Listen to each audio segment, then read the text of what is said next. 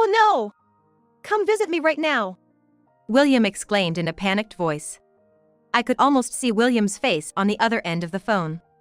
I heard that my husband William got into a car accident on his way home from work and was taken to the hospital.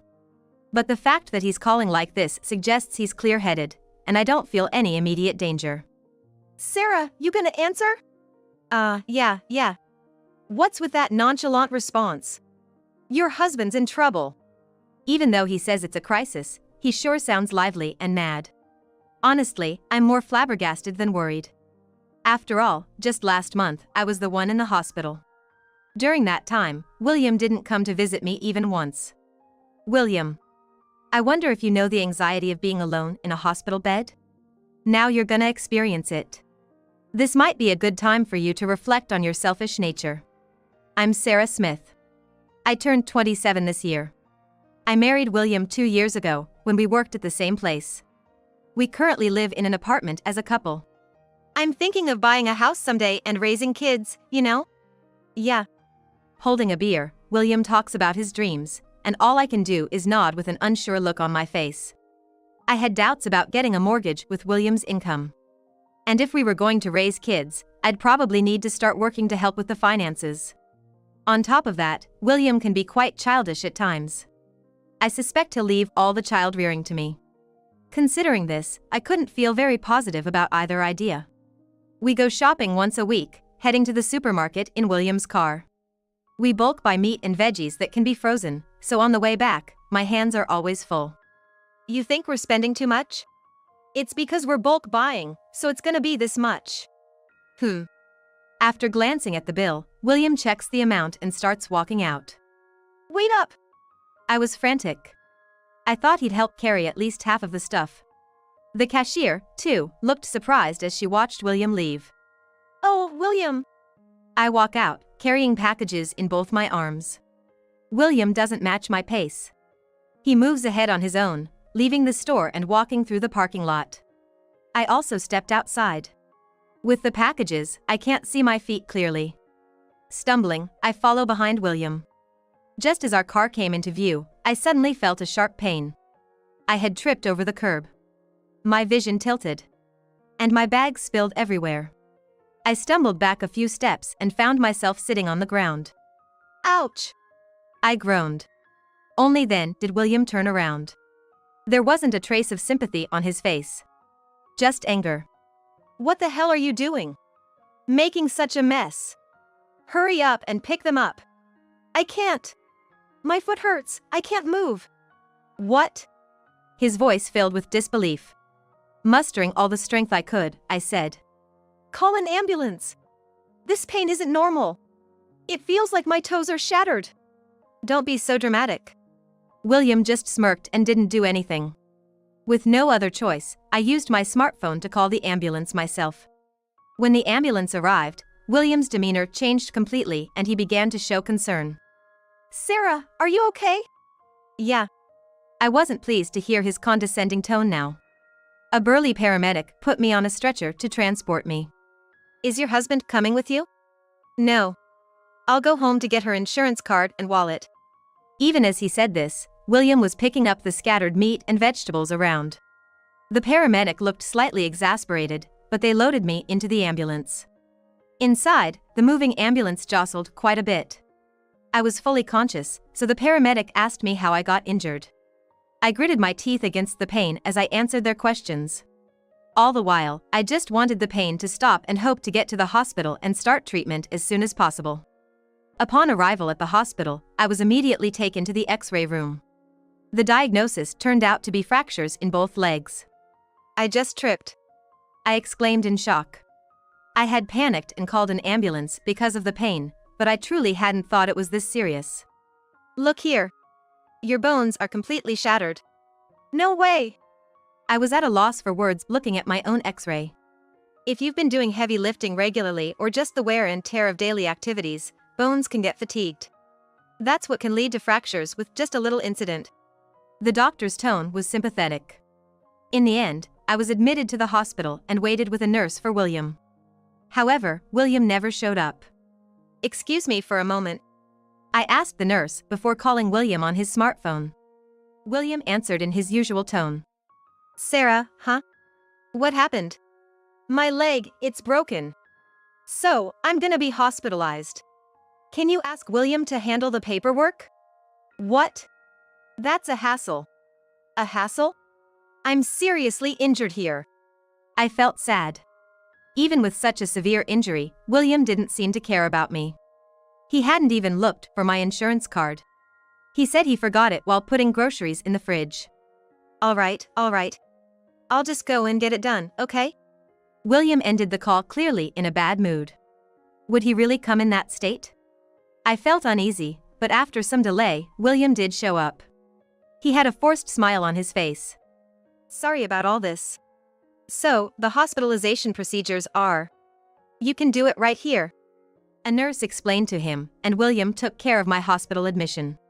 But that was it. William never visited me again until the day I was discharged. I never thought he'd be so indifferent. I was disheartened throughout my hospital stay. I was in a shared room with 2 other women. Both were elderly and far kinder than William. Here you go, Sarah. Thank you so much. They shared a piece of pear with me. The crisp texture and the rich juice overwhelmed me. The sweet flavor filled my mouth, and before I knew it, tears were streaming down my face. What's wrong? Nothing, it's just... I wiped away the tears with the back of my hand. I tried to hide my emotions and continued eating the pear. Why can others be so kind when William is so cold? In the end, William never visited me, not even once. Other patients had visitors almost every day, so I felt out of place. All the hospital gowns and such were for rent. Just like the beds, they had that hospital smell, and they weren't comfortable. You'll be able to leave the day after tomorrow. Really? I was beaming with joy. I was growing tired of William, but the thought of going home was exhilarating. When I called William to tell him about my discharge, I got a sigh of annoyance. Just call a cab and get yourself home. I'm swamped with work. I'll do that. I had given up expecting much from William. So I wasn't shocked, just overwhelmed with the question of why I ever married such a man. On the day of my discharge, I am following William's suggestion, I took a taxi home. The state of the house was shocking. What's all this? Clothes were thrown all over the room. Dishes and instant noodle cups littered the table. William had neglected house chores while I was away. Am I supposed to clean this up? I was taken aback. But I couldn't stand there forever. I got home around 2:30 p.m.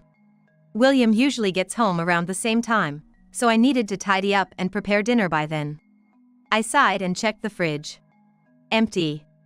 The grocery store was a bit far, so I'd grab something from the local convenience store and run the washing machine in the meantime.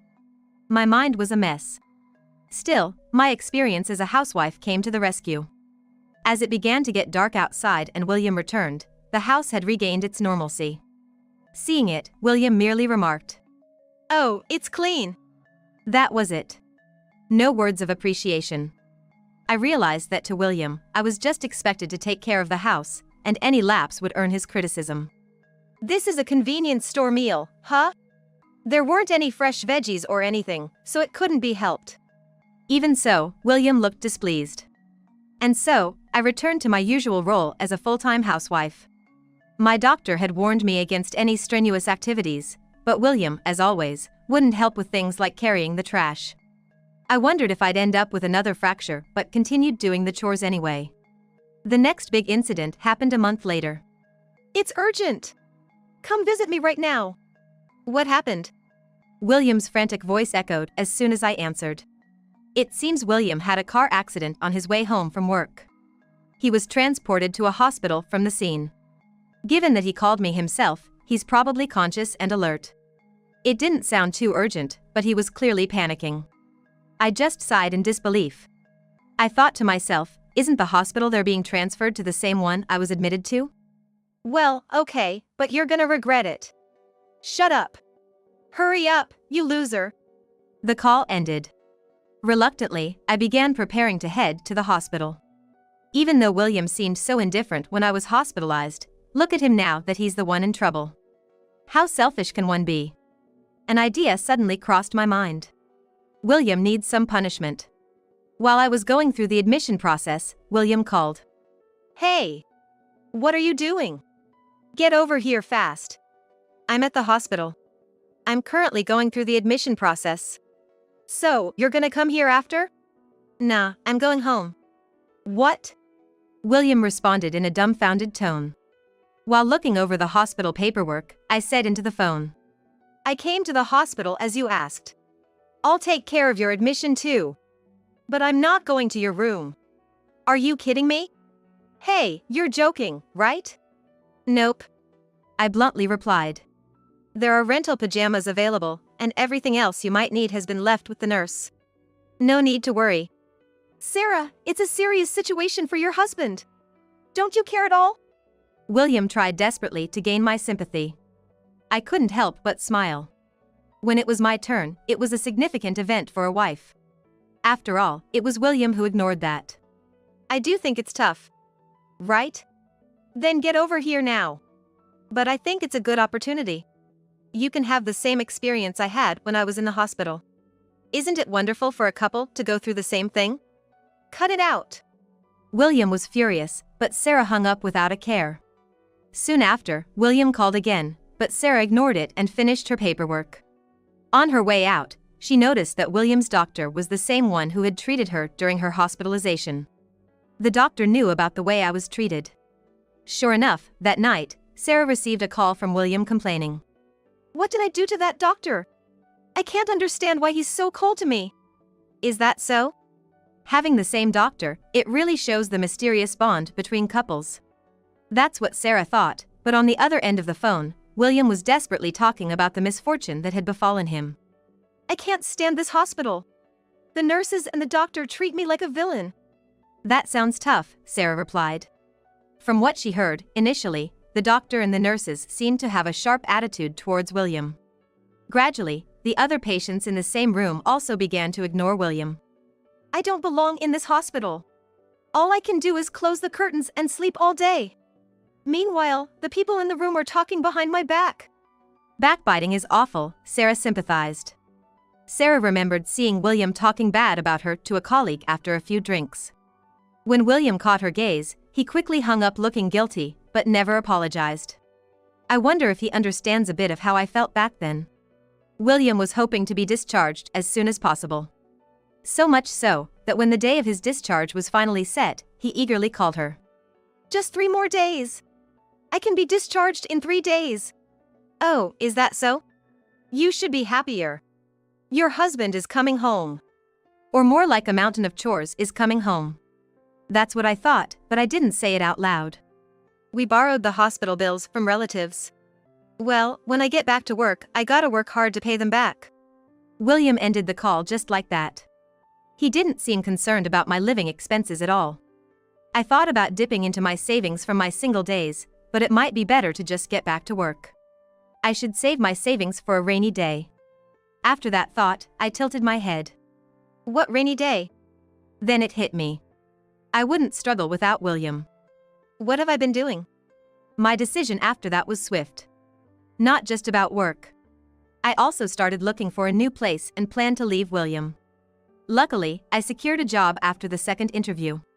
I found an apartment to move into. Then I guess, I got a call at the divorce attorney. I headed to the law firm. On the very day William was to be discharged, I was packing up our current apartment. All the furniture was moved to my new apartment. By the time William came home, the apartment should have been empty. I left a divorce attorney's business card in the door. Goodbye, William. I whispered and waved to the empty room. Starting life in my new place, after the initial feeling of relief, I began to think of William. I wonder if William is eating properly. I left in anger, but now that I've calmed down, I might have been a bit heartless. How must William have felt, coming home to no one welcoming him? I shared this feeling with my mom back home. On the phone, my mother let out a deep sigh. I can't believe he did that to you. Do you think it was really bad? I frowned at my mother's sigh. Of course it was, she said with emphasis. If your father had treated me like that, what would you think, Sarah? I'd tell Dad to stop. Exactly. That's why it was so terrible, my mother explained. After hanging up, I took a moment to reflect. Even without William, I'd be fine. But William? he'd definitely be at a loss. While I was in the hospital, our house was a complete mess. But what's the point of sticking so close to William? Even though he's never been one to match my pace. If William had just carried half of the load, I wouldn't have gotten hurt. It was those little things that built up, pushing me to act. William's such a typical lowlife. I laughed to myself. I know everything William did while I was in the hospital. I even thought of forgiving him. But the moment William called, I was filled with disgust. Picking up, I heard William's angry voice.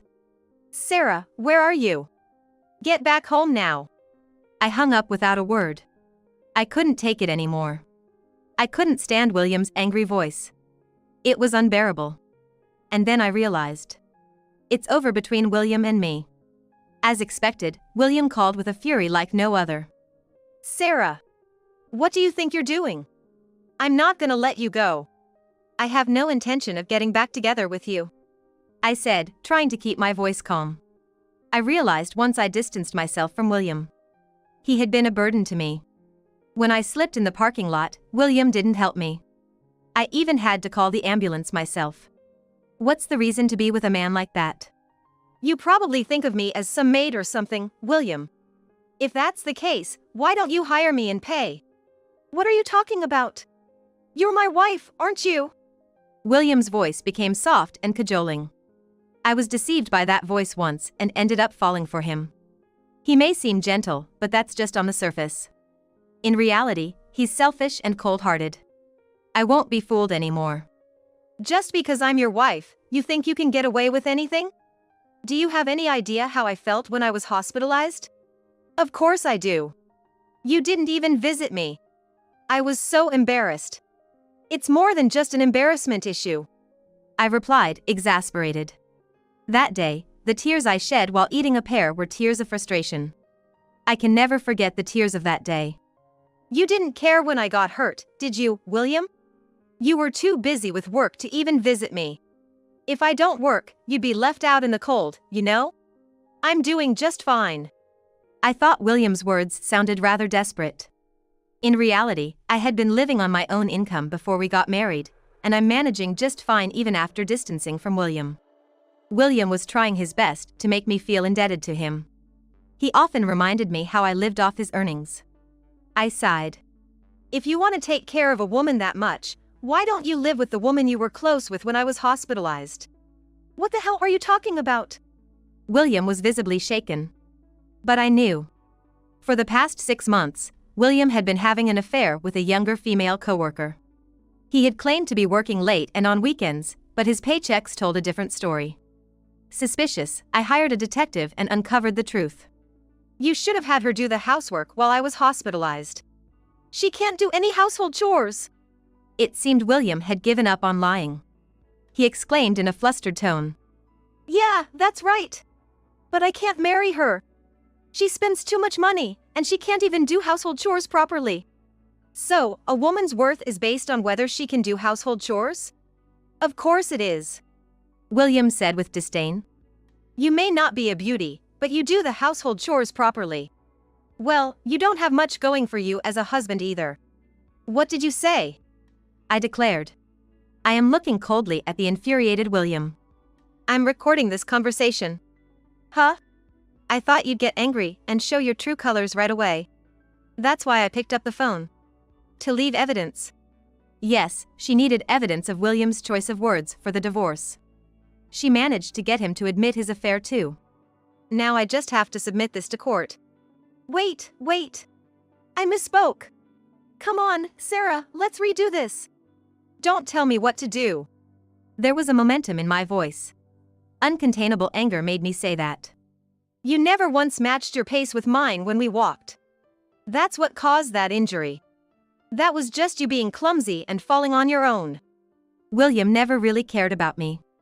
Whenever I pointed out his mistakes, he would just lash out. Goodbye, William. I ended the call unilaterally. I didn't pick up his subsequent calls. I had the evidence I needed, so I didn't need to put up with any more unpleasantness. Afraid of the legal battle, William accepted the divorce from his end. The divorce papers arrived in the mail with William's signature, and I quickly submitted them to the courthouse. It seemed things didn't work out with his affair partner either, as William never remarried. As for me, I'm done with marriage. Just as I thought that, I received an invitation to a class reunion. What should I do? After some brief hesitation, I decided to attend the reunion. When was the last time I dressed up for myself? I excitedly went to the beauty salon and got my hair done. From necklace to nails, I dressed up to the nines and headed to the reunion. I instantly reconnected with my friends, and we had a blast just like old times. By the way, are you married?